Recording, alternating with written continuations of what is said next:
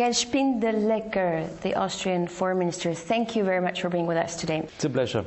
So immigration is a big topic lately. Why do you think Austrian people are so sensitive about immigration issues? Of course, we have a tradition of immigration in Austria for a long time.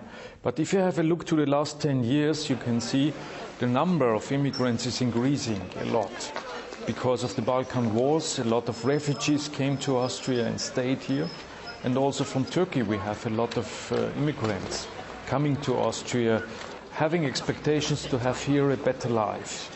And on the other hand, you can see that Austrians don't have so many children. So this is more or less the problem where we are at the moment. We have to recognize as Austria that we will have, of course, a lot of immigrants also in the future, just to stabilize our economic situation, to have the chances also to make our social system secure for the future. But on the other hand, we have to pay more attention to integration of people from other countries coming to Austria. And this is what we have to do. We have a plan. We have started in our government to discuss these issues, and I'm sure we will have a lot of efforts in the next years. You know, many people would argue that multiculturalism is that in the United Kingdom, it is that in Germany. What do you make of it in Austria? Do you think it could be that anytime soon?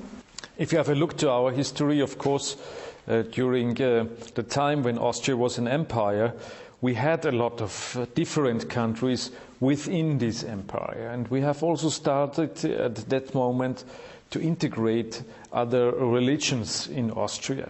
For example, 1912, almost 100 years ago, the Islamic religion was recognized as an official religion in Austria. So we started very early to see that others have other behavior, have another religion. But of course, I'm sure that we, as I said, have to start to pay more attention to these integration matters. And this is what we need in daily life, to see there are others with us. We have one common umbrella, this is Austria, and we would like to come along with one nation for the future, but being, of course, composed of different people. You brought up a very interesting point about Muslim religion being recognized as an official religion of the country. You now are bringing tough new laws as immigration from Eastern Europe is set to rise.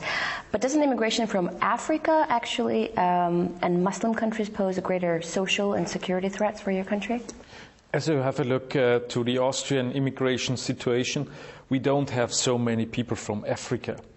Maybe more in the future, because if you have a look to all the conflicts in the north of Africa, it could happen that we could have more people from these regions, of course, and we have to be prepared for that. I think we have a discussion in the European Union how to manage maybe a lot of refugees coming to Europe, how to manage that in all the different member countries. But of course, this is a challenge. We have to come along with solutions. And I'm sure if you have a look to Austrian government today, we will have these solutions also in the future. In light of latest events, you welcome talks with the Libyan rebels. Who are these people? Who are the figureheads in this opposition? I think we have to welcome all talks with opposition leaders, with freedom fighters in Libya today. We have not really recognized them as a new Libyan government. I think that's too early, because we don't know so much about them. But what do you know about them? What we know so far is that in Benghazi there was a national council established, and I think those people are responsible for people in Benghazi and around in the other towns to be a new Libyan movement. What we don't know at the moment is if they could also be responsible for all the freedom fighters in Libya. I want to find it out. I will go next week on a journey in the region. I will meet some of them, so then I will have much better information. But before you go, what grounds do you have to believe that they could be better than Gaddafi's government? First of all, they are very much concerned about violations in Libya today. And of course, Some of them have been also in the regime of Gaddafi, and they refused because of these events that happened. So this gives them, of course, I think, responsibility also for people doing like them. So I think we have to get more contacts to them. We have to see who is real a leader maybe for a new government, who could be a representative for the different towns, and then we have to decide if we could recognize them as the new leaders of Libya. But if you look at Gaddafi figure as of today, do you think the West is taking revenge on him? Was there really such a rush for a regime change? No, I think that has nothing to do with revenge. It is just, if you have a look to the resolution of the Security Council 1973, this is about a story just to protect civilians in armed conflict. We as Austrians have been very much engaged during our term in the Security Council in this field of protection of civilians in armed conflict. Would you consider sending in your troops? No, because we don't have the military power for being engaged with aeroplanes or ships and so on. You don't know that Austria is not in a position to do that. But of course we welcomed this resolution. We have done a lot of humanitarian work. We sent money in the border region to Tunisia. And of course, we allow all the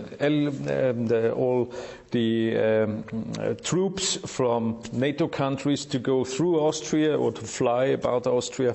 So this is what we can do in this moment to support this movement. Oh, well, we see all these Arab leaders fall like paper puppets. Who do you think could be next after Gaddafi? I don't know. I don't know what country will be the next, but I think if you have a real look to the different countries, every country for its own is a special case. But of course, people are not satisfied in all the countries with their living conditions, with their perspectives. There are a lot of young people without a job. And this is more or less the problem in all the different countries. And so I think we are prepared at the moment in the international community that we will not end with Libya. But it's up to the people in the different countries to think what they could do to establish a new power in their country and how to come up with democratic structures. We support it very much. But what's going on in the Arab world right now, something is fundamentally changing. Surely it will have some kind of impact on Europe. What kind of impact do you think that will be? If it is the impact that they would like to have more freedom, freedom of expression, democratic structures, real elections, of course we can support them. If this is about to just push out the regime, representing them at the moment in their countries, this is another story, and that's not our story. So I think what we could do is to support them in establishing democratic structures. This is a story from Europe where we could do something for them. If there is a civil war, we should not be involved in that. You really think in a country like Libya with tribal structure there could be a legitimate democracy anytime soon? We hope so. But for that reason we have to find out who are the new public leaders in the future. I think it's too early to make real decisions about that. Slightly on a different topic, Austria is taking a leading role for dropping nuclear power in Europe. Why are you taking such a leading role on that topic? We had a decision in the 1970s in a referendum in Austria not to use nuclear power in Austria, and it was a very wise decision because if you have a look to the problems we have now in Japan, we had in the past in Chernobyl or other different places, you don't know really what is coming up at the end. What do you do with all these different kinds of material when they are not used in the power plants? Where do you bring them? What do you do just to protect these materials not being maybe dangerous situation coming up if something is happening. So I think if you don't have a clear message what is coming up after using these materials in the power plants, it's really not wise to use such materials. So we have made this principal decision in Austria, and we are now fighting all over Europe to convince the different member states in the European Union, in our neighborhood, not to use nuclear power in the future. We would like to establish green energy in these countries. We invite all the representatives to come to Austria to see what we are doing, and that it is possible to have hydropower, to have biomass and all the different kinds of green energy, and that is really working. Your Chancellor has said that Austrian position has popular support among people, but not the politicians in Europe. Is it right?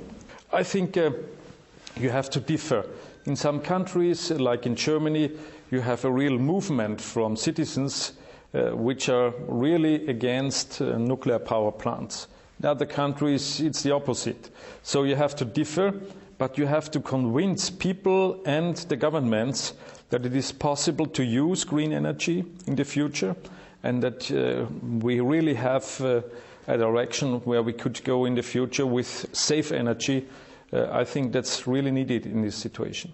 Sir, it seems like the situation at Fukushima right now is worse than TEPCO has admitted, and your Chancellor also said the nuclear lobby lied to us. That's a quote. Can nuclear lobby be trusted now? We don't trust in them. We don't have them in Austria. We have to recognize that every member state of the European Union has to decide what they are doing in the future. But what we could do is to convince them that another new way with alternatives is the best one. Thank you very much for this interview, sir. Thank you.